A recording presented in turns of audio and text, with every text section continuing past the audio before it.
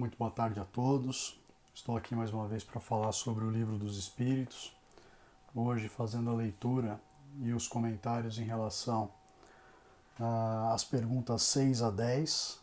E vamos rogar a Deus e a Jesus que nos ilumine nesse momento e que nós possamos tecer os melhores comentários em relação a essa doutrina que é fundamental para todo espírita. Então, a pergunta número 6 do Livro dos Espíritos é a seguinte: o sentimento íntimo que temos em nós mesmos da existência de Deus não seria o fato da educação e o produto de ideias adquiridas? Se assim fosse, por que os vossos selvagens teriam esse sentimento? Se o sentimento da existência de um ser supremo não fosse senão o produto de um ensinamento, ele não seria universal e não existiria como as noções de ciência, senão naqueles que teriam podido receber esse ensinamento. Então, Kardec, quando fez aqui o questionamento em relação a Deus, e ele pergunta se essa crença que nós temos em Deus não seria por conta dos ensinamentos que a gente recebe de pais, de avós, de terceiros, de estranhos, enfim. Ele diz que não, porque esse sentimento que quase todo ser humano tem em relação à existência de uma força superior é universal. Então, é no mundo inteiro. Todas as pessoas sentem que foram criadas e estão à mercê dessa força superior. E diz, inclusive, que até os povos mais atrasados têm esse sentimento inato, tá? A gente já nasce com ele dentro de nós, de que existe uma força maior do que nós, uma força criadora, que seria Deus no caso. A pergunta 7. Poder-se-ia encontrar a causa primeira da formação das coisas nas propriedades íntimas da matéria? A resposta: mas então, qual seria a causa dessas propriedades? É preciso sempre uma causa primeira. Atribuir a formação primeira das coisas a propriedades íntimas da matéria seria tomar o efeito pela causa, porque essas propriedades são elas mesmas um efeito que deve ter uma causa. Então, para quem quer acreditar apenas na ciência pura e simplesmente, tem aquela teoria do Big Bang, né, da explosão. Essa explosão então começa a criar.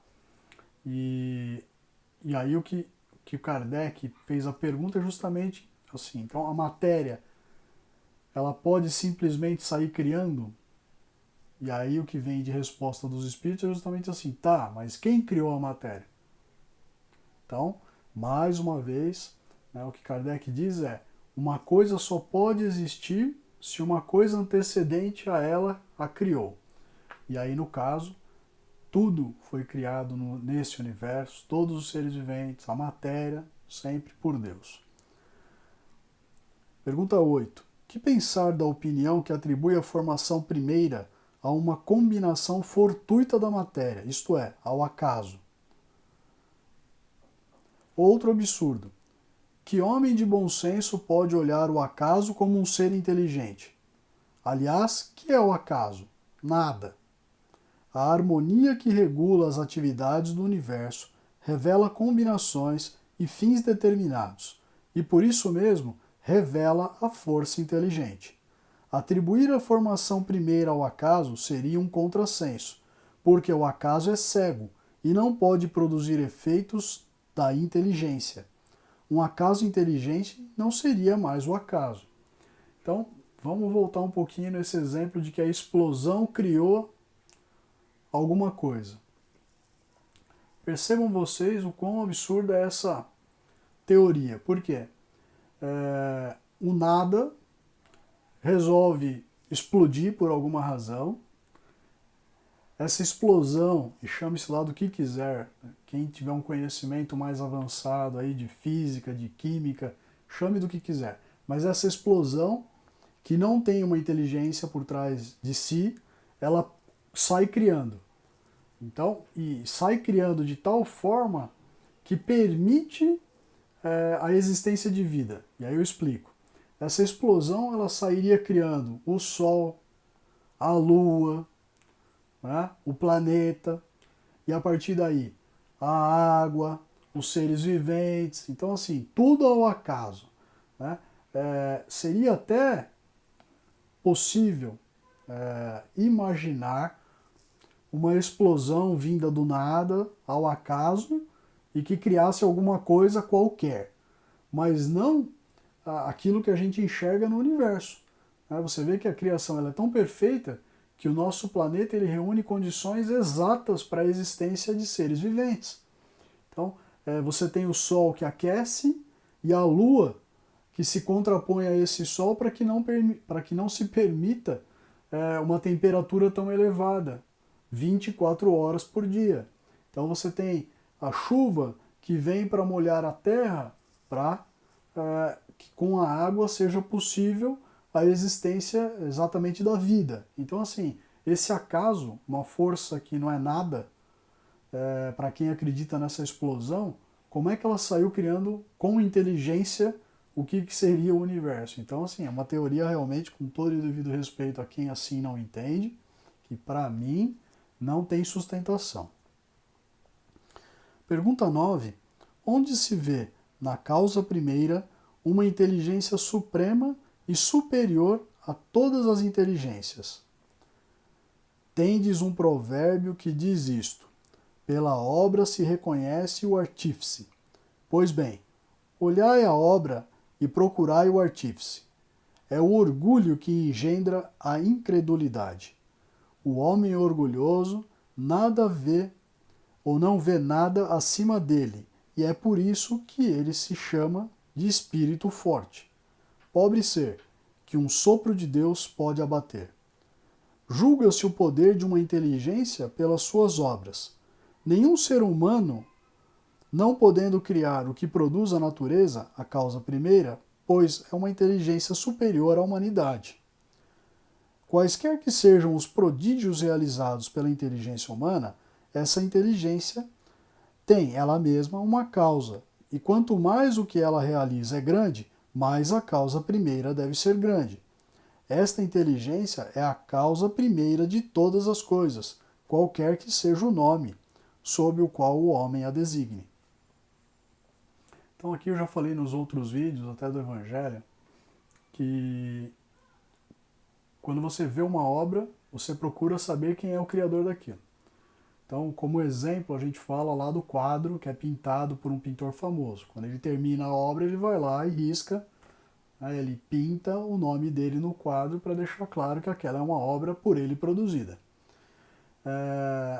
E quando a gente vê o universo, assim, são tantas coisas coexistindo de uma maneira harmônica, são tantos seres viventes vivendo e a grandeza é tão grande. Você vê que os animais eles têm sempre um predador e eles também são um predador de algum outro animal. Por quê? Porque eles geram esse equilíbrio. Né? Assim, tudo no universo é uma relação de equilíbrio. Não há uma temperatura extrema de frio, porque nós não resistiríamos, não há uma temperatura extremamente quente, que da mesma forma nós não resistiríamos, e por aí vai. O nosso corpo é uma máquina extremamente inteligente. Então, quando você olha para tudo isso, é praticamente impossível não dizer que existe um ser inteligente por trás disso tudo, criando toda essa harmonia e esse equilíbrio. E, obviamente, que o homem não tem capacidade de criação disso tudo. Até hoje, nós estudamos o universo e caminhamos, hoje já com passos mais largos, mas nós não temos nenhuma dimensão ainda do que se passa nessas galáxias todas que tem por aí. Até hoje a gente procura a existência de vida extraterrestre, só para dar um exemplo. Então, realmente é fruto de uma inteligência muito superior à nossa, a criação de tudo e de todos. Na pergunta 10, aí já passando para atributos da divindade, e é a nossa última pergunta do vídeo, A pergunta diz o seguinte: o homem pode compreender a natureza íntima de Deus? Então, nós conseguimos entender na totalidade a grandeza de Deus? E a resposta dos espíritos: não. Nós não temos ainda condições de compreender o que Deus é em toda a sua extensão. Depois, nos próximos vídeos, nós vamos começar a ver um pouquinho mais sobre os atributos de Deus, as qualidades de Deus, mas acho que fica aqui porque todo mundo já se fez essa indagação. O que é Deus? Como que ele age? Quais são as suas leis? Até onde vai a bondade? Enfim, são dúvidas existenciais, acho que de quase todos nós. Então, nós vamos dar continuidade depois no livro, mas fica aqui já os próprios espíritos dizendo que num linguajar humano, encarnado, nós ainda não temos condições de compreender toda a beleza e a grandeza de Deus. Então, fiquem todos em paz, que tenham um ótimo final de semana e em breve a gente volta com um novo vídeo. Tchau, tchau.